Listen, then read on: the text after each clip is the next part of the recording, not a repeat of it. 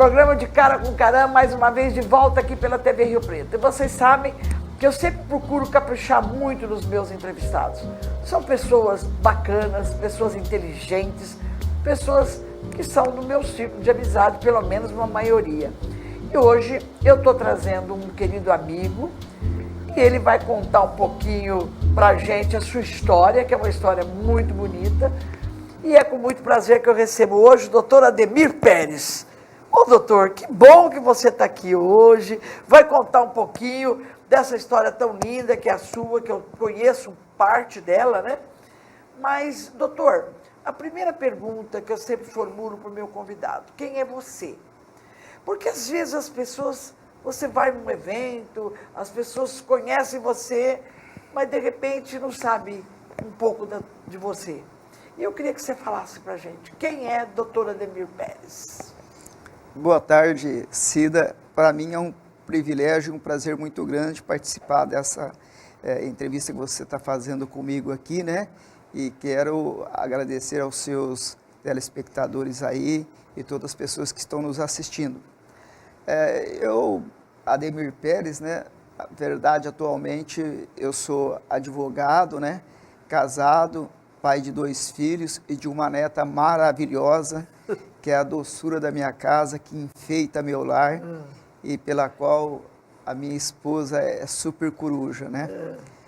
Eu comecei minha carreira no fórum, né, aos 15 anos de idade e depois me tornei escrevente-chefe e oficial maior de cartório, formado em Direito, acabei indo para São Paulo e fiz concurso do Ministério Público, onde fui aprovado e depois passei por diversas comarcas do estado de São Paulo, né, até ser titular de Rio Preto como promotor de justiça por quase 11 anos. Pois é, mas doutor, você sabe que a gente fala para a pessoa traçar um perfil de quem é ele. Então, um pouco da sua história, da sua, o que a gente sabe do que você conseguiu ao longo da sua vida. Então, primeira coisa, nós vamos falar um pouquinho da sua infância. Infância e juventude foram aonde?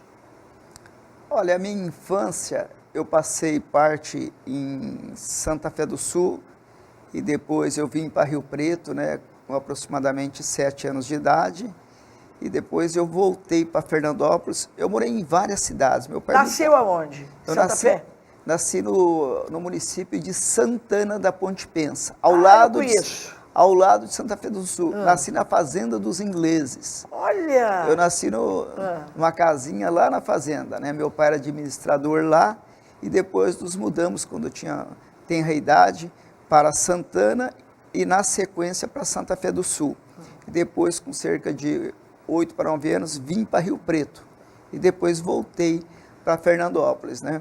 E depois novamente voltei para Rio Preto. E aqui é que eu fui terminar o colegial, onde eu fiz também faculdade. Você fez aqui na atual Unirp? Isso, na antiga Fadir. Fadir. Que ano foi que você se formou? Eu sou da turma de 80. Eu me colei grau em janeiro de 81 e depois ingressei no Ministério Público em 84. E também, na sequência da carreira, eu acabei de Rio Preto indo para São Paulo, onde eu fui promotor da capital e assessor do procurador-geral. Pois é, mas doutor, como é que foi a sua carreira acadêmica? Porque nessa carreira acadêmica, a gente faz muitos amigos, né? Como é que foi para você? A minha carreira acadêmica, ela foi impulsionada justamente pelo fato de que, não contente de ter feito apenas a faculdade de Direito, eu acabei indo para Franca e eu fiz mestrado em Direito. Já havia feito especialização em Direito Constitucional aqui em Rio Preto, aí eu fiz essa pós-graduação e mestrado lá na Universidade de Franca e finalmente iniciei o curso de doutorado na PUC em São Paulo, concomitantemente, né, com o cargo de assessor do Procurador-Geral. Então eu posso dizer que ao longo dessa minha carreira acadêmica, né, que foram 15 anos que eu lecionei na Universidade de Franca, na pós-graduação, lecionei em Rio Preto, tanto na graduação quanto na pós-graduação, e um pouco em São Paulo. Eu posso dizer que eu fiz muitos amigos, né? Diz que a gente conta os anos da vida pelos amigos que ela fez, né? Então, eu já estou bem velhinho, né? Porque eu fiz muitos amigos nessa carreira, né? Então, e eu acho assim que, como professor assim, né? Eu posso dizer que no início, né? Quanto tempo o senhor foi professor? 15 anos. 15 anos. Mas, na verdade, eu posso dizer que eu mais recebi como professor que dei. A pretexto de ensinar, eu acabei aprendendo muito com meus alunos, né? Então, eu até costumo brincar, né, com a minha mulher, né? Quer dizer, então, a gente, que eu gostava de ir na faculdade, né? Para respirar o oxigênio dos mais jovens. E ela me respondia, desde que não seja das mais jovens, senão eu corto, senão corto esse tubo desse oxigênio, né? Então, eu me recordo assim, que para mim era uma satisfação lecionar, né? Então, nem era questão financeira, até porque professor no Brasil se ganha muito mal, né? Então, na verdade, era aquela alegria, o que eu aprendia, né? As festas, né? O contato com os mais jovens. Só a convivência com os jovens já valia tudo, né? Exatamente, aquele me fazia rejuvenescer, né? Então, por isso que eu gostava de lecionar. Pois é, mas nessa carreira sua como promotor, quantas comarcas, você lembra de quantas você já passou? Olha, eu passei por muitas comarcas. Como titular, eu passei por Santa Adélia, por Jales, Catanduva. Mas ficava pouco tempo, né, em cada cidade? Pouco tempo. Rio Preto, que eu fiquei muito tempo, Rio Preto e Catanduva. Eu fiquei cerca de 10 anos em Catanduva e quase 11 anos em Rio Preto. 10 anos em Catanduva? E quase 11 anos em Rio Preto. Eu me lembro quando você foi para Catanduva. Catanduva. Mas aí você veio de São Paulo, não foi? Isso, na realidade, eu de Catanduva, eu me removi para Rio Preto, onde eu fiquei 11 anos aqui. Aí eu fui para a capital, eu já havia ficado 7 anos em Catanduva. Sim. Quando eu estava na iminência de me aposentar, eu deixei São Paulo, onde eu fiquei cerca de 4 anos, e voltei para Catanduva, porque não tinha vaga aqui em Rio Preto, e eu pretendia só ficar um pouco tempo e me aposentar. Mas, no final das contas, eu acabei ficando mais 3 anos em Catanduva até me aposentar, né? Porque eu ficava preocupado. Quanto tempo como promotor de justiça? 29 anos. 29. E 11 como cartorário. Foram 40 anos. Foi cartorário também, 11 anos. Aqui em São José do Rio Preto, né? Aqui dos 15 até eu ingressar no Ministério Público, eu fui cartorário. E praticamente exerci quase todas as funções de cartório. De auxiliar, que eu entrei, né, datilografando naquela época, né, certidões, a oficial maior do cartório. Fui auxiliar, escrevente-chefe e oficial maior. Chegou a ser tabelião, você chegou? Não, eu fui, digamos, diretor substituto. Sim. Na ausência do titular, alguns tempos eu fui substituto, mas quando eu era oficial maior, eu acabei passando, né, sendo aprovado no concurso do Ministério Público e fui para a capital, né, exercer. Eu desconhecia, por exemplo, que você tivesse sido cartorário. Eu tenho, por exemplo, hoje eu vejo que quem é por concurso hoje, e é um concurso muito disputado para ser cartorário, não é? Porque eu tenho até um sobrinho que, felizmente, ele hoje deve estar com 41 anos, e ele é tabelião do primeiro cartório de registro de imóveis de Ribeirão Preto. Agora, você imagina, eu conversando uma vez com um desembargador em São Paulo, ele dizia para mim, eu estou estudando para prestar concurso para ser tabelião de cartório. Olha que coisa bacana, porque diz que ganha muito bem, né? São os que mais ganham na área jurídica hoje, Cida. Na verdade, coincidentemente, quando eu estive para me aposentar, eu comecei a estudar também para prestar para cartorário, para ser tabelião oficial do registro de imóveis. Mas, infelizmente, depois, né, precisaria ter muito pique, aquela coisa, eu teria que mudar de cidade, né? Eu já estava habituado com Rio Preto, né? Porque aqui eu não nasci aqui, mas veja bem... Mas viveu aqui isso, mas tempo, eu adotei essa cidade Como sua. Exatamente. E ela me adotou também, correto? Então, aqui eu me casei, tive meus filhos, sou muito feliz, né? Então, não deixo o Rio Preto, né? Deu tudo certo, né? Deu tudo certo. Mas, doutor, nós vamos agora para o nosso intervalo.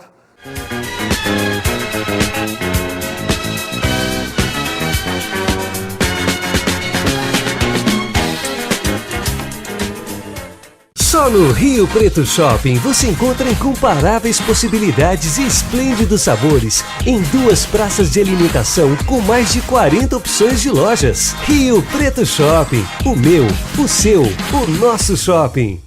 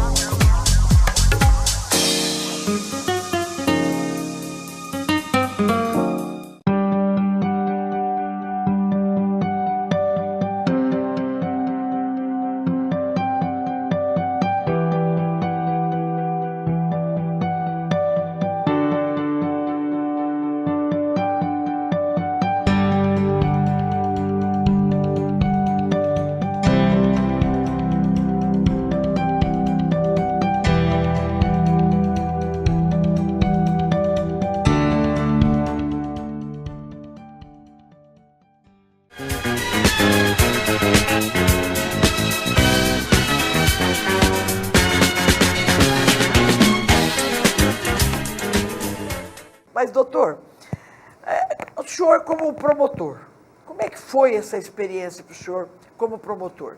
O senhor acha que, por exemplo, pelo fato de o senhor ter sido uma autoridade em qualquer cidade que o senhor ia, que assumia, o senhor era uma autoridade. O senhor acha que as pessoas, depois que você aposentou-se, as pessoas, porque sempre tem aqueles famosos puxa-saco, você acha que mudou um pouco na tua vida ou você acha que você continua com os mesmos amigos de sempre? Aqueles que você fez durante a sua trajetória como promotor. Olha, eu mantenho, né, a maioria dos meus amigos, correto? Agora, esses eram amigos mesmo. Isso, exatamente. Agora, logicamente, como se diz o ditado, né?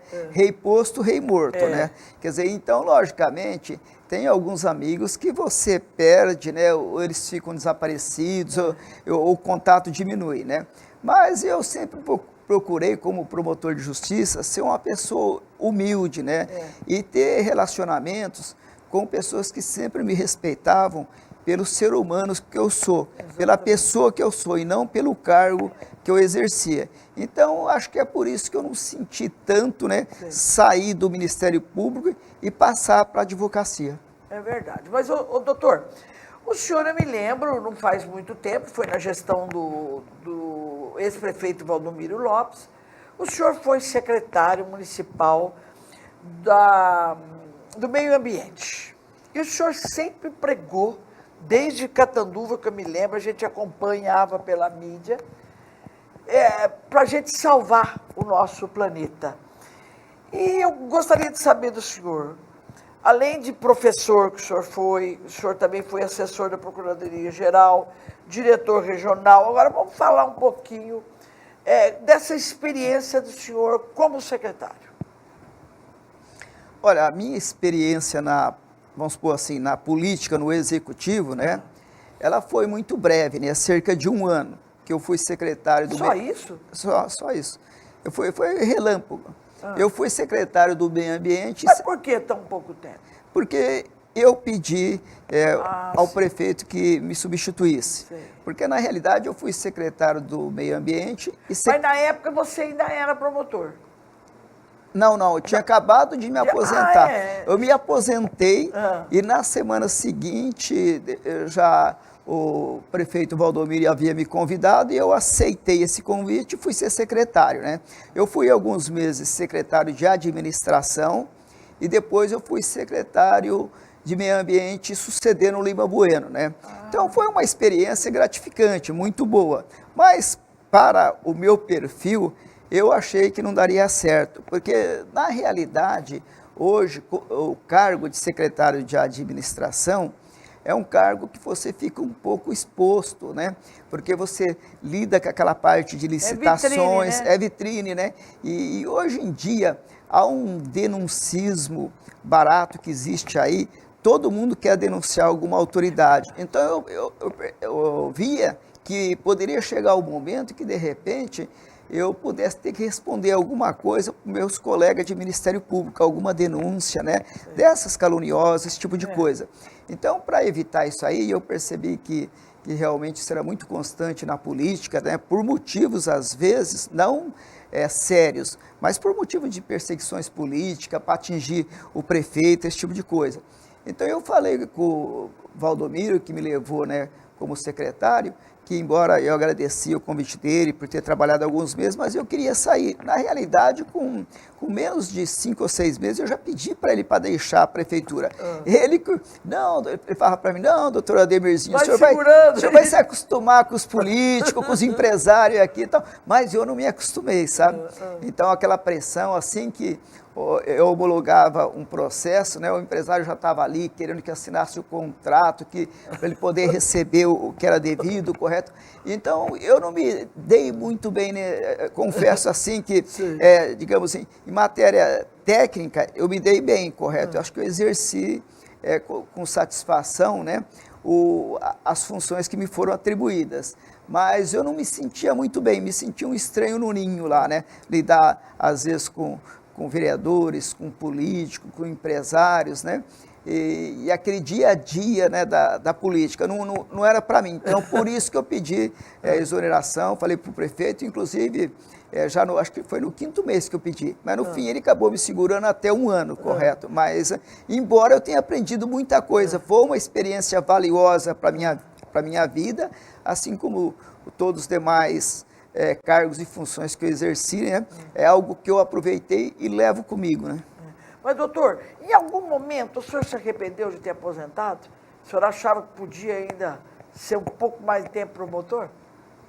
Olha, talvez eu pudesse ficar mais tempo, porque eu ainda era jovem, correto? 53 anos, né? Mas eu exerci de uma forma bastante livre, independente e ampla o cargo de promotor de justiça. De sorte que eu fiquei satisfeito e realizado com os 29 anos, né, contando também 11 anos de cartorário que eu exerci, né? Então são 40 anos de vida pública, correto?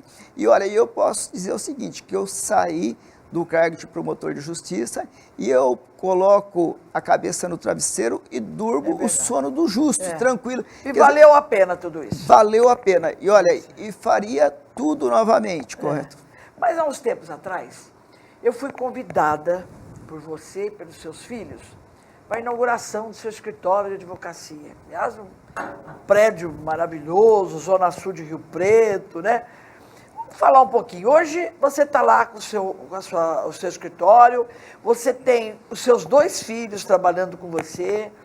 Vamos falar um pouquinho da tua equipe, dessa turma boa que está lá com você. Olha, lá é só alegria, viu? Né? Só alegria. Então, é um ambiente descontraído, gostoso, né? Composto de profissionais competentes. Está comigo lá como sócio Manuel Ferreira da Ponte, que foi juiz aqui em Rio Preto, né?